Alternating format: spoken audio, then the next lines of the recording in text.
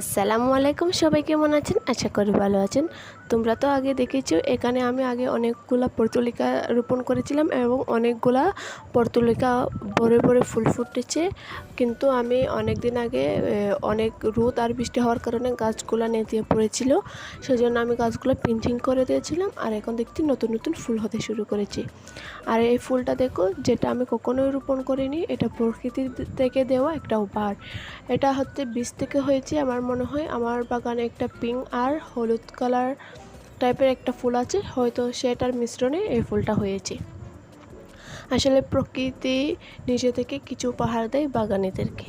এই উপহার পেয়ে বাগানীরা অনেক খুশি হয় এবং উৎসাহিত হয় গাছ লাগানোর জন্য। তারপর আরেকটা ফুল ফুটেছে, সেটাও অনেক সুন্দর। আর এই ফুলগুলা দেখতে মাশাআল্লাহ অনেক সুন্দর।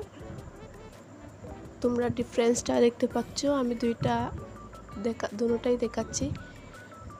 মাশাআল্লাহ। আজকে আমার ভিডিওটা কেমন লাগলো অবশ্যই কমেন্ট করে জানিও।